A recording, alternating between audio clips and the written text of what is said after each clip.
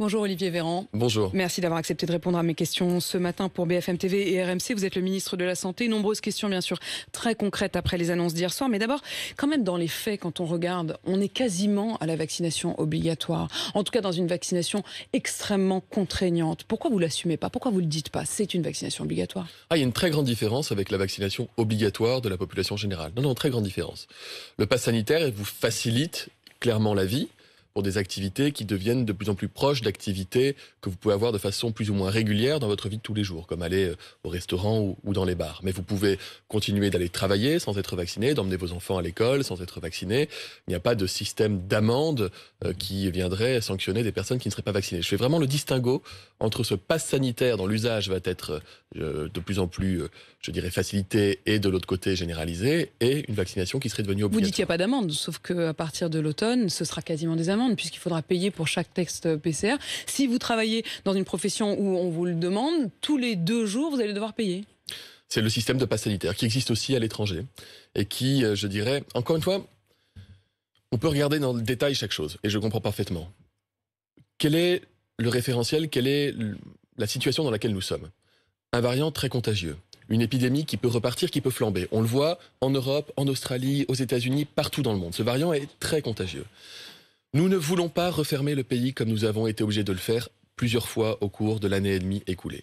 Et donc, la question qui se pose, c'est pas la vie normale ou le pass sanitaire, c'est le confinement ou le pass sanitaire.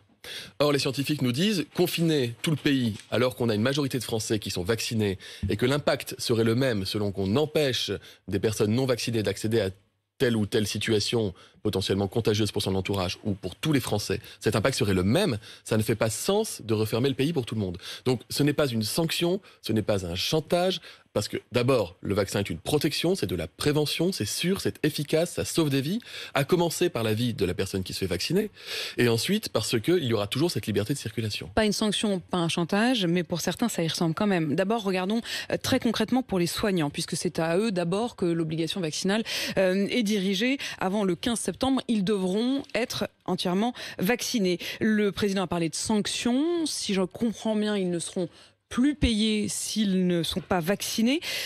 Jusqu'à quand? C'est-à-dire, est-ce que pendant quelques jours, vous allez suspendre leur paye? Au bout de combien de temps, s'ils ne sont pas vaccinés, allez-vous carrément les mettre à la porte? À compter du 15 septembre, ce qui laisse du temps. Ça veut dire que potentiellement, un soignant a encore 3-4 semaines pour commencer son schéma vaccinal. Mais moi, je l'invite évidemment à se faire vacciner sans délai. Il y a urgence. À compter du 15 septembre, des contrôles pourront être faits par l'employeur, l'agence régionale de santé, l'assurance maladie, le directeur d'établissement, d'EHPAD.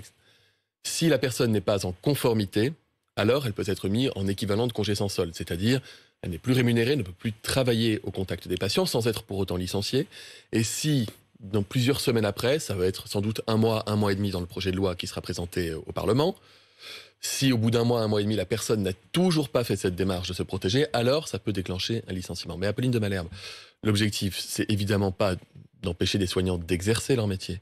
L'objectif, c'est de donner cette impulsion qui manque encore pour une minorité de soignants qui n'est pas vaccinée pour qu'ils aillent se protéger. On ne peut pas accepter l'idée qu'en vague épidémique, nous ayons des établissements pour personnes âgées, des hôpitaux où le virus rentre par l'intermédiaire, bien involontairement, de soignants qui n'auraient pas fait cette démarche de se protéger et de protéger leurs patients. Voilà pour ce qui est des soignants. Pour le reste, on l'a bien compris, les clients de cinéma, de restaurants, de cafés vont devoir présenter un pass sanitaire. Mais commençons d'abord par les employés, parce que tous ceux qui travaillent dans cet univers-là vont devoir eux aussi présenter un pass sanitaire. Concrètement, je travaille chez Euro Disney pour le mois d'août. J'ai prévu de travailler chez Euro Disney pour le mois d'août. Je ne suis pas encore vaccinée. Ou alors, même, j'ai reçu 1 dose de vaccin. Mais évidemment, j'ai pas pu anticiper, je n'ai pas eu ma 2e dose. Qu'est-ce que je vais devoir faire? Est-ce que je vais devoir faire le test tous les 2 jours qui va contrôler? Comment ça va se passer? D'abord, il reste du temps pour les salariés des bars, des restaurants ou d'Euro Disney que vous avez cités pour avoir leur première et leur 2e dose avant l'application du texte. Ah bah non. Enfin, si. pardon, moi je me trompe peut-être, mais les gens de bonne volonté qui hier soir... Vous êtes vacciné aujourd'hui, la 2e semaine d'août, vous pouvez avoir votre 2e injection de vaccin. Ouais, la 2e semaine d'août. La 2e semaine d'août. Donc ça veut dire que si ça commence le 1er août, c'est fichu. Non, la loi ne sera pas applicable à compter du 1er août. Il y aura quelques jours de délai. Ça va dépendre du Conseil constitutionnel, ça va dépendre de plusieurs paramètres. Donc on va l'appliquer le plus tôt possible. C'est quand même très important ce que vous dites. Avant qu'on revienne dans les détails, je voudrais comprendre, parce que moi, bêtement, j'avais fait le calcul. Si les gens sont de bonne volonté, qu'hier soir, écoutant Emmanuel Macron, et on apprend qu'il y a 900 000 personnes, en effet, qui ont pris rendez-vous entre 21h et minuit. Ils ont pris rendez-vous, ils ont premier rendez-vous là, à la fin de la semaine. Ils ont la deuxième dose 3 semaines après. Ils ne sont pleinement couverts que 2 semaines après. Ça veut dire quoi? C'est fin août. Il y a 2 étapes. Il y a l'étape du 21 juillet, avec l'extension du pass sanitaire sur les activités de loisirs, vous le savez, et il y a la date qui sera début août, mais je n'ai pas la date précise, ce ne sera pas le 1er août, parce que la loi n'aura pas le temps d'être promulguée et pleinement applicable dès le 1er août, qui va généraliser le pass sanitaire à d'autres activités que les activités de loisirs, comme les bars et les restaurants. Mais pourquoi vous n'avez pas choisi le 15 septembre? Si vous me laissez juste terminer ce point qui est très important. Ça rentre pas. Le 15 septembre, c'est trop tard, Apolline de Malherbe. Le virus double tous les 5 jours dans notre pays. J'ai parlé de 20 000 cas potentiels au 1er août. Nous avons des départements en France dans lesquels la croissance épidémique est supérieure à 200% sur une semaine. Alors certes, on part de chiffres qui sont bas, mais les chiffres bas, ils deviennent vite des chiffres élevés. 15 septembre, c'est trop tard. Ce que nous voulons, c'est protéger les Français, c'est éviter une vague épidémique qui impacte durement nos hôpitaux, qui terrasse des milliers de Français. Ce que nous voulons, c'est la protection pour tout le monde. Et c'est que notre pays puisse s'en sortir. Donc nous avons besoin d'agir. Vous savez, on ne prend pas ces décisions de gaieté de cœur.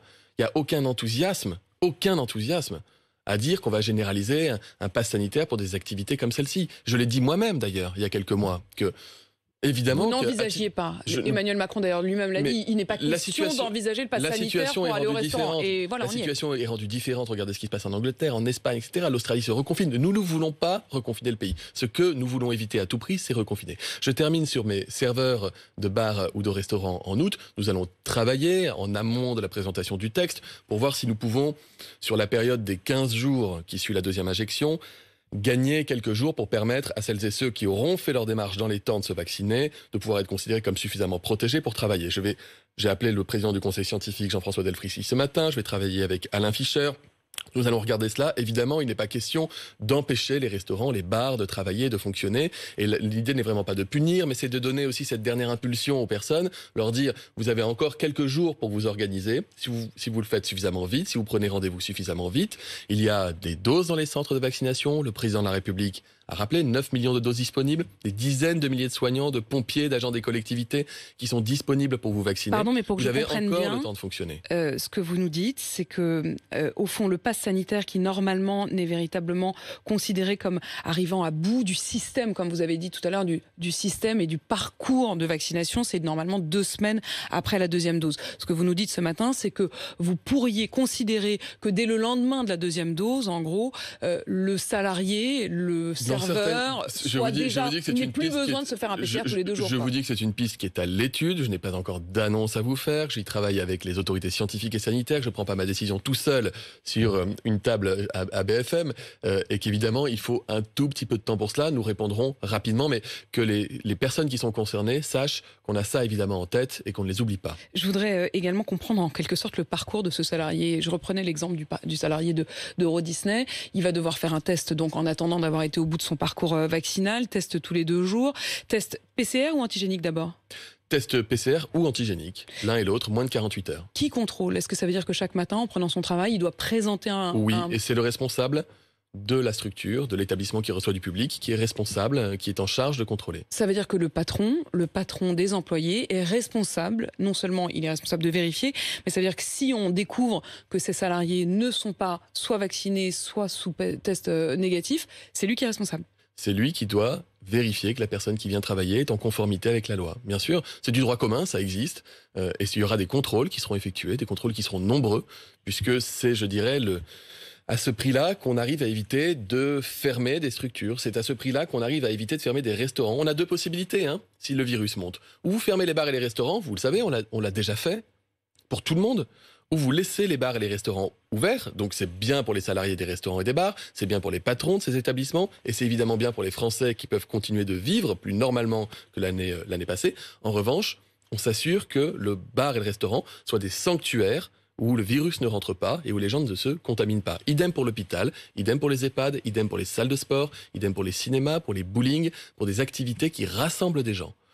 Ça veut dire quand même concrètement que vous allez avoir des patrons de bars et de restaurants. Ils sont nombreux à nous avoir appelé ce matin sur RMC qui nous disent 1, j'ai déjà du mal à embaucher. 2, j'ai quand même aussi du mal à contrôler mes clients.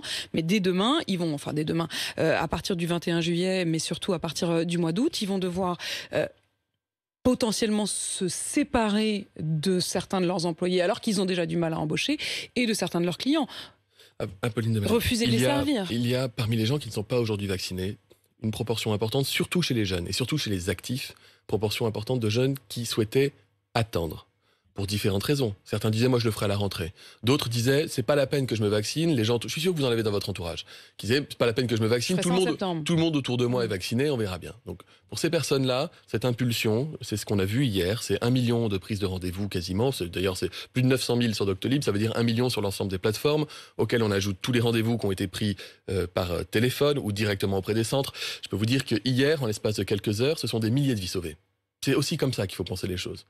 1 million de Français qui prennent rendez-vous pour une première injection, avec l'effet levier sur l'épidémie, ce sont des milliers de vies qui ont été sauvées en l'espace de quelques minutes et de quelques heures dans notre pays. Et c'est, je dirais, une distance qui est prise par rapport à un risque de devoir reconfiner. Mais vraiment que les Français qui s'interrogent comprennent le raisonnement qui est le nôtre. C'est est-ce qu'on ferme ces structures si le virus monte, ou est-ce qu'on les laisse ouvertes pour l'ensemble des Français. Mais vous faites reposer avec la responsabilité, notamment, j'imagine, un serveur qui arrive sur une table avec des clients. Il y a 6 personnes là qui lui passent commande.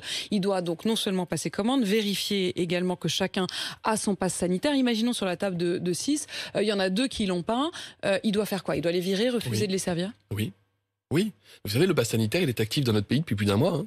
Mais dans les faits, vous l'avez bien vu. Moi, j'ai eu recours à plusieurs reprises. D'ailleurs, je suis allé exprès vérifier que sur place que le pass sanitaire était contrôlé. Il est très simple d'accès. Vous avez un flashcode. Vous pouvez l'avoir en document papier. Mais dans les cafés, ne serait-ce que le cahier de rappel, en version numérique. Il était pas Oui, fait. mais justement, là, la question ne se pose plus. La question ne se pose plus de savoir si on a le choix de vérifier ou non qu'il y a un risque infectieux. Et vous savez, j'entends le discours, et avec Bruno Le Maire, nous l'entendons depuis des mois, ce discours de responsabilité de celles et ceux qui ont été privés de leur outil de travail pendant des mois dans notre pays et qui disent « laissez-nous travailler en responsabilité, on fera le job ». C'est la question du protocole sanitaire, c'est le gel hydroalcoolique, c'est vérifier que les clients portent un masque quand ils sont à l'intérieur de l'établissement, quand le protocole l'exige. C'est le cahier de rappel, c'est le contrôle du pass sanitaire et l'État est là pour garantir que ces conditions sont réunies pour assurer la sécurité des consommateurs. Vous parliez à l'instant des jeunes qui sont les derniers à avoir eu accès à la vaccination, qui sont donc par nature et aussi parce qu'il y avait peut-être chez eux une forme d'insouciance et on peut les comprendre, peut-être les derniers à avoir été se faire vacciner. Ils vont encore passer un été à devoir faire du coup pour nombre d'entre eux des tests PCR tous les 2 jours. D'abord, un certain nombre d'entre eux a déjà eu le Covid, parfois sans le savoir. Et d'ailleurs, j'ai vu pas mal de jeunes qui m'ont dit « moi je me fais pas vacciner, j'ai eu le Covid l'année dernière ». Ben non, une dose et c'est fini. Mais si c'est sans le savoir, est-ce que vous allez systématiser? Pour l'instant, visiblement, c'est très rarement le cas. Quand vous allez vous faire vacciner et que vous demandez à faire une sérologie, c'est-à-dire justement à pouvoir vérifier dans votre sang si vous avez déjà des anticorps, on vous regarde un peu d'un drôle d'air en vous disant pourquoi ça vous doit demandez devenir systématique, puisque c'est ce que nous avons passé comme consigne, et c'est plusieurs millions de tests sérologiques rapides, plusieurs millions qui ont déjà été réalisés. Donc dans l'immense majorité des cas, c'est réalisé. Ça permet, et puis vous n'avez pas forcément besoin du test sérologique rapide quand vous savez que vous avez eu le Covid. Si vous avez eu des symptômes typiques, si vous avez un test PCR qui était positif, ou si vous avez, comme des millions de Français, déjà réalisé une sérologie dans les mois précédents. Donc il y a un grand nombre, on estime entre 7 et 10% des personnes qui ne sont pas encore vaccinées, qui lorsqu'ils vont aller faire leur première dose, on leur dira écoutez, vous avez besoin que d'une dose, c'est terminé pour vous. Vous êtes protégés, vous avez votre passe sanitaire. Pour l'instant, vous parliez à l'instant de ces jeunes qui, pour nombre d'entre eux, ne savent même pas qu'ils l'ont eu. Est-ce que vous leur dites un peu solennellement aujourd'hui, allez vous faire votre première dose et avec un peu de chance, vous n'aurez même pas de deuxième dose à faire, mais demandez systématiquement à faire un test sérologique? Demandez le test sérologique rapide, ça peut vous permettre d'avoir ce passe sanitaire plutôt et d'avoir un bon niveau de protection. Parce qu'encore une fois, si vous avez une séquelle, même asymptomatique, si vous avez déjà eu le Covid et que vous avez une dose de vaccin, les études montrent que vous avez un excellent niveau de protection qui est peut-être même légèrement supérieur à celui que vous auriez sans avoir eu le Covid avec 2 doses. Olivier Véran, ce pass sanitaire, il sera nécessaire pour tous ceux qui ont plus de 12 ans. Concrètement, il y a des questions comme celle de Nicolas qui m'écrivait ce matin. Bonjour, mon ado, 14 ans, part en camp dans un mois, en colonie de vacances. Comment fera-t-il? Peut-il prendre le bus? Peut-il faire les activités puisqu'il n'est pas encore vacciné? Je reçois énormément aussi de courriers comme ça, c'est totalement normal. Nous avons un conseil des ministres ce matin, nous avons toutes les réunions qui suivent les annonces présidentielles, qui vont permettre de répondre de façon la plus claire, la plus transparente possible à toutes ces familles qui s'interrogent. Quelle peut être la solution ?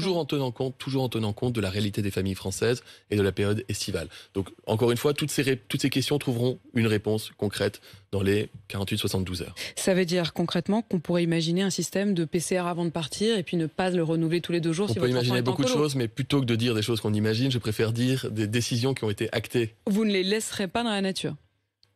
On n'empêchera pas les adolescents de partir en vacances. Il y aura des conditions qui leur permettront. Vous savez, un cinquième à un quart des contaminations actuellement, des personnes qui sont contaminées, c'est les ados, c'est les mineurs. Et la, Donc question, 20 à 25%. la question des familles. Donc si vous, dans une période épidémique, si vous avez 50 ados dans un même endroit et qu'aucun n'est vacciné et qu'aucun n'a été testé, vous avez un risque en période de croissance épidémique majeure que l'un d'entre eux soit positif au Covid sans le savoir, parce qu'ils sont souvent asymptomatiques, qu'il contamine les copains et que les copains rentrent et contaminent les parents et que les parents, ne sachant pas qu'ils sont à risque, contaminent les grands-parents qui, bien que vaccinés, ont une immunité plus fragile et rebelotent. On a connu ça l'été dernier à Pauline de Malherbe. On va l'éviter cette année. Qu'est-ce que vous répondez justement à ceux, et je rebondis sur ce que vous dites à l'instant, qui vous disent oui, mais enfin le vaccin, ça ne protège pas à 100% et ça n'empêche pas complètement que le virus 95% de protection des formes graves. 95%. Vous réduisez par 12 le risque de contamination des autres. Vous réduisez par 20 le risque de faire une forme grave. Par 20, on n'a jamais eu de vaccin aussi efficace que celui-ci. Si nous étions tous vaccinés, le virus ne pourrait plus cheminer. La protection collective, c'est ça. Imaginez que dans vos studios, il y ait 30 ou 40 personnes, que l'une d'entre vous soit positive au Covid, parfois sans le savoir. Si vous avez tout le monde qui est vacciné, le virus, il ne trouve personne à contaminer, et l'épidémie s'arrête à vous. S'il y a 1 ou 2 personnes qui ne sont pas contaminées dans les 30, ça suffit pour que le virus puisse passer chez ces personnes-là, qui ensuite vont rentrer chez elles et contaminer d'autres personnes. L'immunité collective, la protection collective, ça veut dire que le virus ne trouve plus personne à contaminer sur sa route et s'éteint. Et pour stopper justement la circulation de ce virus, il y avait quand même une chose dont vous nous avez beaucoup parlé. On se souvient de ce refrain tester, tracer, isoler. Dans les faits, pourquoi est-ce que vous n'avez jamais mis en place une vraie façon d'isoler les uns et les autres ? Alors, on est allé très loin dans l'accompagnement de l'isolement au domicile. Je vous rappelle qu'on vous propose qu'une infirmière passe chez vous. Si vous dites non, parfois l'infirmière peut quand même passer chez vous au cas où vous accepteriez sur place d'ouvrir la porte. On envoie des médiateurs anti-Covid. On propose à des cellules territoriales d'appui à l'isolement de venir chez vous, vous aider pour vos impôts, garder vos enfants, faire vos courses. On vous appelle plusieurs fois depuis l'assurance maladie pour voir si vous ne manquez de rien. Lorsque vous arrivez sur le territoire national, on peut prononcer un arrêté préfectoral d'isolement obligatoire. Mais lorsque vous êtes contaminé dans le pays, effectivement, il n'y a pas de contrainte aujourd'hui. Cela fait partie des réflexions qui sont les nôtres. Nous aurons un projet de loi qui sera présenté, vous le savez, envoyé au Conseil d'État, le président de la République l'a dit, puis présenté au Parlement, et en Conseil des ministres, puis au Parlement. Ça fait partie des pistes que nous examinons. On sait que ce n'est pas simple dans le droit français. Il n'est pas certain, si nous le mettions dans un projet de loi, que le Conseil d'État nous dise qu'on peut le faire. Et il n'est pas certain, si c'était dans un projet de loi, que le Parlement nous dise que vous pouvez le faire. Ça fait beaucoup de pas certains. Oui, mais l'intention en tous les cas, moi je ne serais pas aujourd'hui défavorable à ce qu'on mène cette réflexion sur garantir que l'isolement soit bien respecté. Donc, dans la mesure où j'ai des statistiques, qui ne sont que des statistiques, mais en Ile-de-France, j'avais des chiffres de respect de l'isolement par des gens positifs au Covid, qui n'étaient même pas majoritaires. Donc il est fondamental de respecter les consignes sanitaires lorsqu'on est positif ou cas contact, parce que sinon, tout ce que nous faisons là ne sert à rien. Pas ne sert à rien, mais moins efficace. Donc, je peux oser le mot, vous pourriez dire qu'il va y avoir, ou que vous seriez favorable à un isolement obligatoire et contraint des personnes positives. Je dis que cela fait partie des pistes de réflexion qui sont les nôtres, et nous avons à nouveau là quelques jours pour nous déterminer. Vous l'interdisiez jusqu'à présent, mais vous ne vous l'interdisez plus. On ne s'est jamais interdit de le faire. On est allé très loin dans les options d'incitation et d'accompagnement de l'isolement.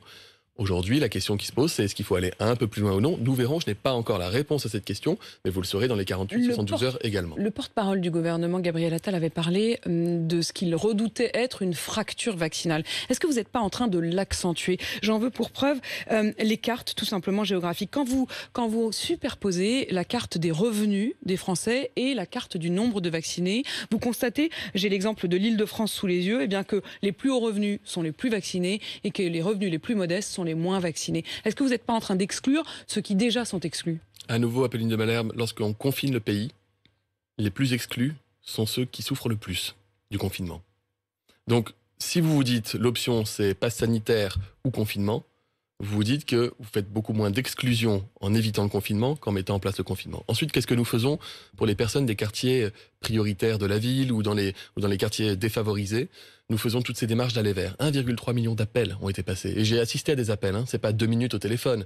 Parfois, ça dure 20 minutes, 25 minutes pour essayer de convaincre. Ce sont des bus que nous mettons dans les quartiers. Ce sont 900 associations avec lesquelles nous travaillons. Ce sont parfois des mesures incitatives pour accompagner la vaccination, telles que des bons d'achat qui sont décidés localement. Ce sont les grandes surfaces, les supermarchés, les soupes populaires même qui proposent la vaccination. Ce sont des médiateurs anti-Covid que nous déployons dans les quartiers. C'est tout le travail que nous faisons avec les pharmaciens, les médecins des quartiers prioritaires pour encourager à la vaccination. Nous faisons ce qu'on appelle ces démarches d'aller vers, cet accompagnement. C'est ces populations aussi qui ont bénéficié du soutien financier de l'État. Je suis ministre des Solidarités. C'est plus de 3 milliards d'euros d'aides financières directes qui ont été apportées aux familles les plus pauvres dans notre pays. Ce sont les masques gratuits que nous continuons d'envoyer auprès de ces publics fragilisés. Donc, vous avez raison de le dire, les inégalités sociales creusent les inégalités de santé et les inégalités de santé creusent les inégalités sociales.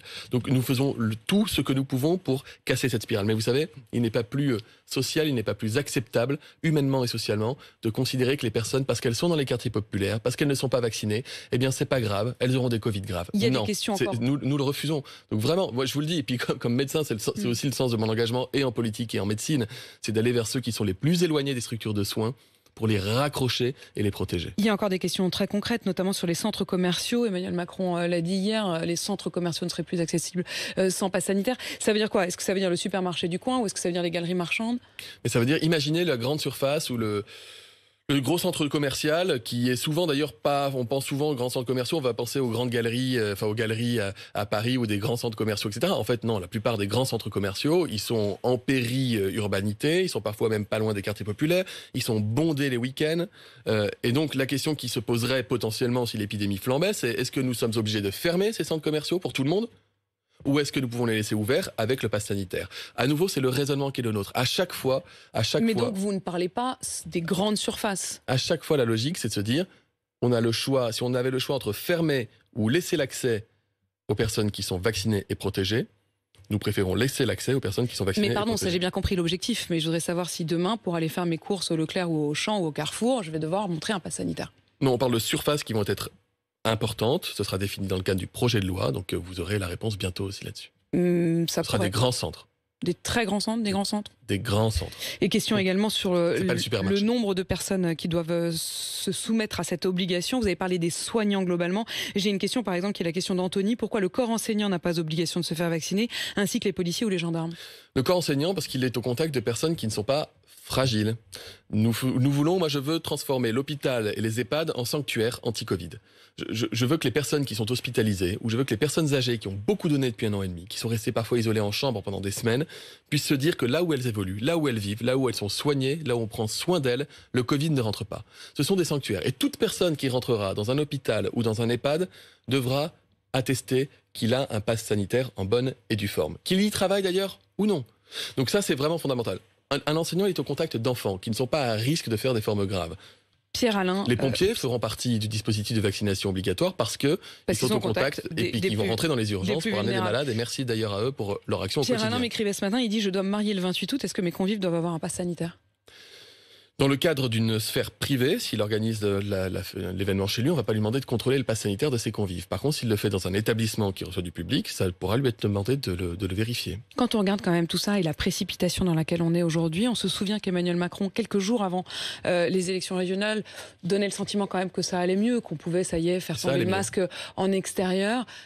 Vous n'avez pas donné des messages très contradictoires quand même aux Français? Non. Apolline de Malherbe, c'est... Je ne sais pas si vous êtes capable, vous, de deviner si dans 3 ou dans 6 mois, il y a un nouveau variant qui va arriver. Le variant Delta, il était déjà là. Il suffisait de regarder les Anglais. Non, il y a 3 mois, le variant Delta, il n'était pas en train de faire monter. Il n'était pas en train de faire monter le nombre de diagnostics comme aujourd'hui. Le déconfinement dans notre pays s'est très bien passé. Il s'est même passé au mieux. Il a été progressif. Il a permis aux Français de retrouver de la liberté. Et l'année dernière, dans les mêmes conditions, nous n'avions pas de variant et nous avons eu la paix jusqu'à la fin du mois d'août. Souvenez-vous. Même si... Pendant l'été, j'alertais déjà en disant que c'était en train de remonter, notamment à Marseille, dans les Bouches-du-Rhône, etc. La donne change du fait de ce variant. Ce virus est 3 fois plus contagieux que le premier que nous avions eu. Apolline de Malherbe, si nous avions eu affaire, non pas à un Covid-19 au printemps 2020, on remonte 1 an et demi en arrière, mais à l'équivalent de ce variant Delta avec sa contagiosité, la vague aurait été un raz-de-marée en France et en Europe. Un raz-de-marée. Tellement il est contagieux. Donc, les conditions sont différentes. Nous réagissons systématiquement. Et nous réagissons tôt, puisque les décisions qui ont été annoncées en responsabilité par le président de la République hier sont des décisions qui sont annoncées alors que nous avons 3000 ou 3500 cas par jour. Nous n'attendons pas d'en avoir 20 000 par jour et d'avoir des hôpitaux qui se remplissent pour dire aux Français comment les choses vont se passer. Immédiate, avec des conséquences très rapides. Je vous repose quand même une question sur les ados, parce que tout à l'heure, ça restait encore un peu flou. J'avais une question de Caroline ce matin qui dit: mon fils a 12 ans la semaine prochaine. Est-ce qu'il va devoir passer la fin de l'été à se faire des tests PCR ? Des tests PCR ou antigéniques lorsqu'il sera en situation d'aller dans des endroits où c'est exigé. Ou sinon, ils iront au restaurant sans leur enfant. Il n'a pas besoin d'avoir un test PCR ou antigénique tous les jours ou pour toutes les activités qu'il va faire. Mais 12 ans, il ne peut pas techniquement se faire vacciner avant. Il y a des situations dans lesquelles il aura besoin. Encore une fois, nous allons... tolérance pour ces jeunes-là ? On peut trouver ensemble 500 situations. J'ai des enfants. On peut trouver ensemble 500 situations. J'ai un enfant de 11 ans, vous voyez. La question n'est pas là. La question est de savoir pourquoi est-ce qu'on prend ces décisions ?